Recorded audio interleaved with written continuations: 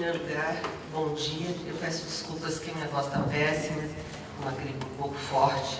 Espero não começar a tossir no meio da brincadeira. E, de qualquer maneira, quero agradecer muito aos colegas pelo convite. Foi muito estimulante pensar o que poder dizer para vocês, o que ia trazer, tá? O título da minha apresentação é Fora do Tom, Fora da Ordem, e tem a ver com dois trechos de duas músicas do Caetano Veloso que eu não vou citar porque todo mundo conhece. Então, também, em homenagem à brevidade, vou ler tentando manter-me no tempo. Neste primeiro semestre de 2015, a arquitetura moderna da América Latina está frequentando o ambiente cosmopolita e cada vez mais latino dos Estados Unidos da América do Norte. Na exposição Latin America in Construction Architecture 1955-1980, organizada pelo Museu de Arte Moderna de Nova York, com curadoria de Barry Bergdahl, Patrício Del Real, Jorge Francisco Lierno e Carlos Eduardo Comas. A exposição apresenta uma produção variada, complexa e respeitável de quase 1000 peças, com desenhos originais, fotos de época e contemporâneas, maquetes históricas e outras especialmente realizadas para a ocasião. Naturalmente, a presença da arquitetura brasileira é muito importante. A extensão temporal da mostra buscou ir além das já consagradas obras dos anos 1930 a 60, permitindo destacar trabalhos que, pese a serem bastante conhecidos em seus países de origem, deles pouco se sabia pelo mundo, exceto em meios acadêmicos especializados. E entre as aspas, novidades, fecha aspas, ali apresentadas, um dos casos brasileiros mais significativos é, obviamente, o do arquiteto João Batista Villanova Artigas. A confirmação internacional de Artigas como membro nato da não pequena lista de excelentes arquitetos brasileiros modernos chega tarde, com pelo menos meio século de atraso. A defasagem foi injusta, mas aqui não me cabe lamentar o passado, nem me anima a tentar explicá-lo. Ao invés disso, prefiro viver o presente possível. Por isso, me parece oportuno sugerir que, se esse reconhecimento, ainda que tardio, for generosamente apoiado, isso poderá colaborar na ampliação e consolidação de uma variada e fecunda onda de estudos e pesquisas. E na revalorização, manutenção e preservação das obras de Villanova Artigas.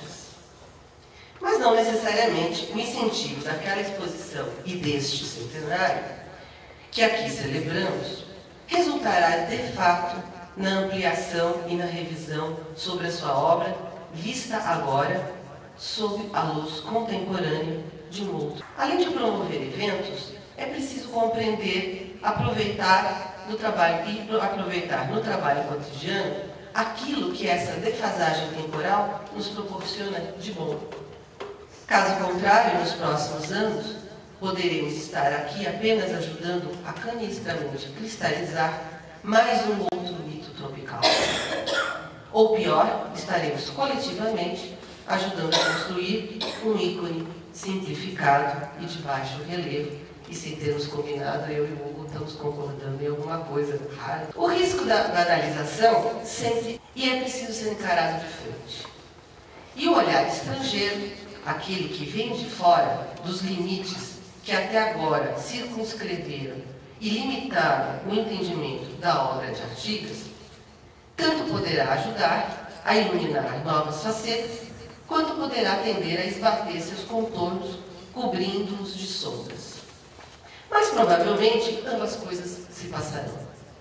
E será preciso muito critério e bom senso para distinguir entre os produtos de ambos. O olhar estrangeiro estrito senso, a mirada que se aproxima de Artigas via o âmbito internacional, não é problemático em si mesmo, exceto pelo fato de estar, na maioria dos casos, ainda demasiadamente limitado a considerar aquilo que pouco conhece, segundo as mesmas pautas viciadas de sempre, propostas e tipificadas pela historiografia europeia, conformada em meados do século XX, mas repercutindo até hoje. Um conjunto nem tão amplo de textos e livros que não apenas relata simples fatos, mas consolidou um conjunto de vieses de interpretação e de práticas teóricas que, apesar de já serem anacrônicas, ainda são canônicas e continuam pesando toneladas. Apesar dessas fontes, que, como sabe qualquer bom pesquisador de qualquer parte do planeta, conterem inúmeros erros, enganos e insuficiências, seguem sendo adotadas, talvez por falta de outras, talvez por preguiça, como manuais técnicos de ensino de arquitetura em todo o mundo. Tais narrativas, mais por mal que por bem, consolidaram alguns vieses de aproximação precários, mas muito iniciais, que limitam o que é admissível pensar, ou ser pensado, ou ser dito sobre aquelas arquiteturas que não pertencem ao continente europeu ou à esfera norte-americana. Por exemplo, nós, os outros, somos sempre e apenas e basicamente desconsiderados por preconceito, por ignorância. E, se brevemente considerados, somos mencionados à margem, seja na clave de genialidade, seja na clave do exotismo ou de ambas bizarrices combinadas. Em qualquer caso, jamais sucede um cotejamento em pé de igualdade, até porque isto fica impedido pelo axioma de supostamente termos ou devermos ter e querer ter e exibir antes e primeiro a nossa, aspas, identidade própria, fecha aspas.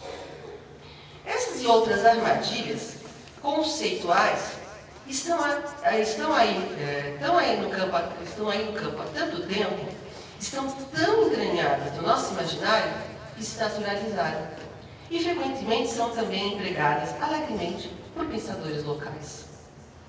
Nelas, muitas vezes caímos, nessas limitações indébitas e impostas. Frequentemente também acreditamos. De novo, por falta de outras opções, por inércia ou por preguiça. Pouco nos dando conta de que assim fazemos o jogo da nossa própria exclusão desdenhosa. Mas nem tudo vai mal. Nem tudo está fora da nova ordem mundial. A partir do último quartel do século XX, a arquitetura moderna clássica destas nossas pretensas periferias começou a ganhar paulatinamente mais espaço nos livros e debates internacionais. Algum destaque vai sendo aos poucos atribuído a essa produção, ainda que limitado a alguns personagens e às suas obras. E isso passou a se dar principalmente graças ao empenho, trabalhos e esforços dos colegas de minha geração, um pouco mais velha, e das gerações que se seguem e seguirá por vocês, que aqui estamos mais jovens.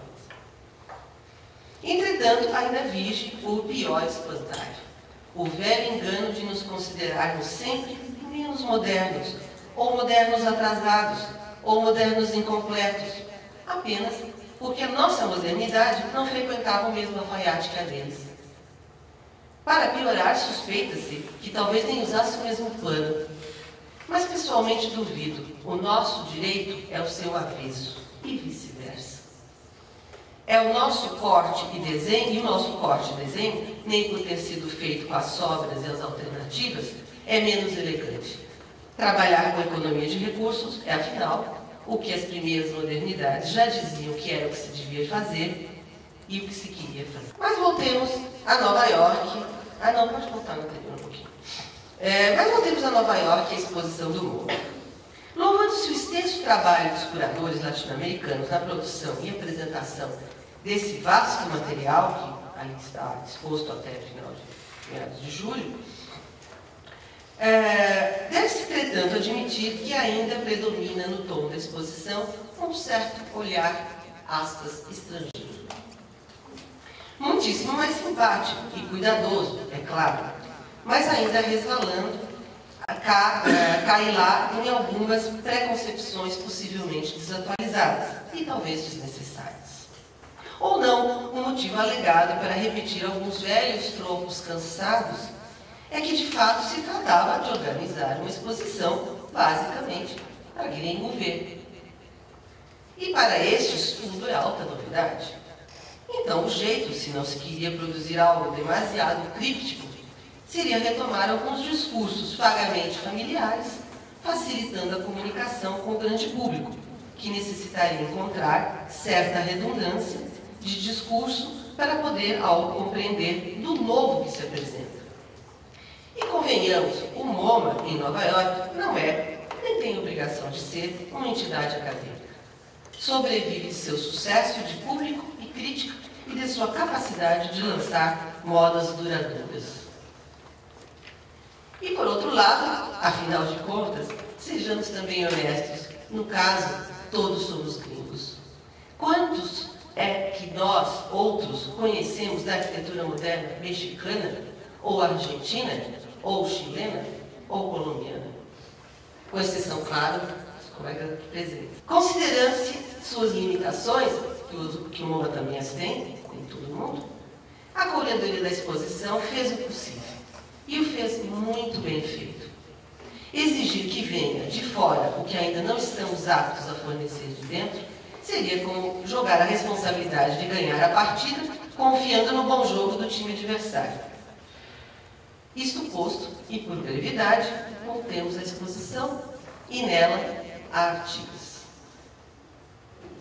Se examinarmos a planta do ambiente da exposição, que vocês estão aí na tela, nota-se que há um quadrado introdutório, que eu colori de azul, feito de salas em sequências, e um retângulo, que eu colori de amarelo, estendido, onde se mostra de maneira mais livre e labiríntica o miolo do assunto, aquilo que é novo, ou melhor, ainda pouco mapeado, as obras latino-americanas modernas dos anos 1960 e 1970. Próximo. Se dermos um zoom, vê-se junto ao começo da parede amarela de fundo, onde foi desenhada uma linha do tempo, um canto relativamente mais amplo. Tanto que ali foi possível abrigar duas grandes maquetes de duas obras-primas, ambas projetadas em 1961. As Escolas Nacionais de Arte de Havana, Cuba, de Ricardo Porro, e o edifício da FAUSP, em São Paulo, Brasil, de João Batista Villanova Artigas e Carlos Cascaldi. Não sei se a aproximação física dessas duas maquetes, desses dois edifícios, nasce de alguma segunda intenção de natureza política. Provavelmente não, pode ser mera coincidência de temporalidades. Mas, como uma exposição não brota, organiza-se, e como esta se organizou, basicamente, pela sincronização de obras latino-americanas de países distintos, não apenas por data, mas indexando-as por tema, técnica, material, programa, conforme o caso, suspeito que também ali, naquele canto, o sentido da aproximação não nasceu apenas de um cotejamento de datas ou de arquiteturas, mas da aproximação pelo engajamento político dos seus autores. Circunstância talvez relevante em termos históricos, mas que a passagem do tempo datou e parcialmente esgotou. Sem falar que, a rigor, é categoria de análise situada fora do nosso campo disciplinar propriamente dito. Essas obras, se bem tenham nascido então, não permaneceram então, seguem existindo. E sendo não o que foi dito para que viessem à luz, mas o que são hoje de fato, obras belas, dissímiles, potentes. Seguiram seu caminho e hoje também são contemporâneas. Estão aqui e agora, e precisam também ser pensadas para o presente e para o futuro. Não pertencem apenas ao passado. Ainda mais depois do mundo ter dado tantas voltas, muitos muros, arranha-céus e cidades terem caído, e muitos outros muros, edifícios e cidades terem sido construídos. Seja como for, essa proximidade espacial das maquetes de ambas as obras, postas ali em cotejamento nada inocente, me dá ensejo a pensar como, em arquitetura, o emprego superficial de enquadramentos ou desenquadramentos partidários para explicar arquiteturas por conta da vida política de seus autores segue sendo um viés recorrente de classificação. E, na minha opinião, se não é do pior tipo possível, é certamente do mais anacrônico. E, a meu ver, é um viés viciado, inercial, que nada tem de contemporâneo, que mais atrapalha que esclarece quaisquer vontades de profundamente compreender e atuar para a valorização e a preservação dessas obras, neste outro século em que ainda estão vivas. Mal chegou a obra a completar-se e já foi afetada pelas nuvens negras da intolerância e chacoalhada pelas flutuações políticas ao seu redor. A Revolução matou os velhos patrões, mas não os velhos hábitos. Nem Cuba, por ser ilha, deixava de estar afetada pela política do mundo, muito pelo contrário. Então, sob o domínio dos altos senhores porcos, preferiu o caminho pragmático de fazer amizades com quem podia e, em troca, importar soluções prontas, renunciando a garantir uma qualidade que podia resultar de querer pensar sua arquitetura a partir do seu lugar. Os novos rumos políticos da ilha foram muito complexos e eu não tenho a menor pretensão de nem remotamente compreendê-los. Só sei que, no arrasto, houve-se por bem denegrir essa obra e suas irmãs, hostilizar e apagar os feitos de seus autores da história da arquitetura da ilha. Ou vai ver, todo esse mal ocorreu apenas por motivos bem mais torpes. A burocracia odeia a criatividade. Seja como for, essa magnífica obra foi relegada a um ostracismo triste que jamais deveria ter merecido. Nossa. Pode-se aprender desse exemplo, talvez, uma boa lição, e buscar não cair de novo na mesma armadilha. Muito menos achar que é boa coisa seguir fazendo esse tipo de ilações e conexões tacanhas entre concepção arquitetônica e posturas políticas, no dia de hoje, mesmo se para aplicá-las retroativamente para o dia de ontem. Ainda há quem aprecie basear suas leituras arquitetônicas acerca do edifício da FAUSP, de Artigas e Cascaldi, de seus espaços, de seus usos, segundo esse viés ideológico. Que por ser prescritivo, quase sempre termina na confecção de uma bula. Ou seja, desemboca na suposição de que haja uma, e apenas uma, forma correta de usar e interpretar esse edifício magnífico. Aquela, supostamente, atrelada àquilo que o pesquisador de hoje, supostamente ou bitoladamente, acredita que seja o posicionamento político de seu arquiteto. Trata-se, é claro, evidentemente, apenas de uma interpretação, tão boa ou tão ruim quanto qualquer outra. Mas é perigosa porque se arroga a propriedade da verdade. E donos da verdade são uma das coisas mais perigosas deste mundo. Pessoalmente, prefiro a admissão da possibilidade ativa do debate e a garantia da diversidade de aproximações. Me horrorizam quaisquer posturas que impeçam ou dificultem a possibilidade de se proporem quaisquer abordagens possíveis e imagináveis. Minha postura ética é que é preciso, a princípio, aceitar que o campo se abre. Evidentemente, não necessariamente tudo o que vai resultar dessa abertura será adequado. Propor é livre, mas chegar a bons resultados necessita haver consequência, seriedade, competência, consistência e embasamento. Lançam-se as sementes, cultivam-se, deixam-se crescer e só depois cortam-se os frutos que não apresentam a devida qualidade. A tolerância se cultiva nos começos e o rigor nas conclusões, não ao contrário. A meu ver, o velho veso de amarração político-partidária, estreita e ilimitante entre a obra de um arquiteto e sua atuação como cidadão político, especialmente quando se visa dar uma explicação simplista de uma pela outra, é apenas mais um dos infinitos possíveis reducionismos que diminuem a importância cultural e artística das obras de arquitetura, de um lado, e a importância cultural cultural e a complexidade humana de seus autores, de outro lado. E como qualquer redução cultural, é desnecessária. Pior, é empobrecedora. Nesse tema, a amarração estrita e estreita entre arquitetura e política, próximo.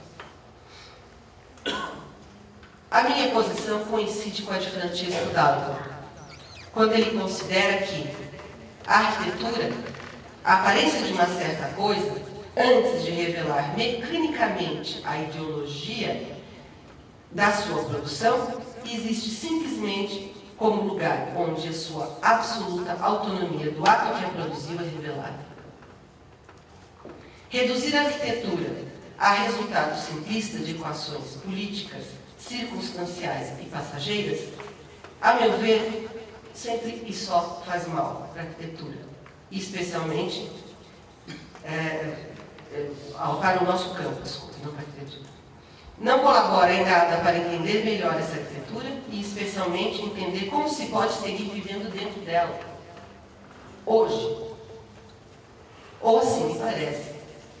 E sem querer ou a propósito, o caso cubano, exposto ao lado do caso paulista, me serviu, talvez meio espertamente, para exemplificar o que eu queria dizer. Mas deixo para o final o que, para meu gosto, deveria estar a princípio, no meio e em toda a parte, a obra e suas interpretações. Porque se a obra é uma, as experiências de sua compreensão são infinitas e podem e devem ultrapassar aquilo que o autor pensou ou não pensou sobre elas. A dimensão artística da arquitetura permite e incentiva que assim seja. Olho de novo a obra e tomo como tema sua presença na exposição. Próximo. A maquete da FAUSP, assim como as demais maquetes expostas lá no MoMA, mostrava parcialmente seccionada, permitindo divisar parte de suas entranhas. Surpreendentemente, não escolheu uma secção transversal, talvez a mais adequada a explicá-la segundo a ordem das suas razões, das razões dela. Em vez disso, adotou uma incisão de corte longitudinal. Essa opção, de certa maneira, banaliza o edifício. Próximo. Pois, embora mostre suficientemente bem suas peculiaridades, facilita a percepção das similaridades entre ela e outras obras, brutalistas ou não, desse período ou não, desse programa ou não. Por outro lado, inclusive pela escolha da escala da maquete, também monumentalizou o edifício, o que, a rigor, tampouco vai a contrapelo de sua realidade fática. E, finalmente, esse corte longitudinal explica a obra bastante bem, mesmo se não completamente. Próximo. Depois de meditar sobre o assunto e fazer alguns breves experimentos comparativos livres, concluí que gostei. Em vez de mais do mesmo, os maqueteiros escolheram revelar um outro ponto de vista. E com esse simples gesto de cortar de outro jeito, nos abriram a porta para um outro mundo de possibilidades. Próximo. E quanto mais antigas, melhor. Esse me parece ser um caminho com boas potencialidades. De um lado, certificar o imenso talento de Vila Nova Artigas e seu necessário e importante reconhecimento internacional. Por outro lado, evitar quaisquer limites tacanhos para a interpretação e o reconhecimento de suas obras. O que eu vejo, próximo, é que ainda há muito trabalho pela frente a se desdobrar em muitos caminhos e muito variados, e todos muito excitantes. Muito obrigada.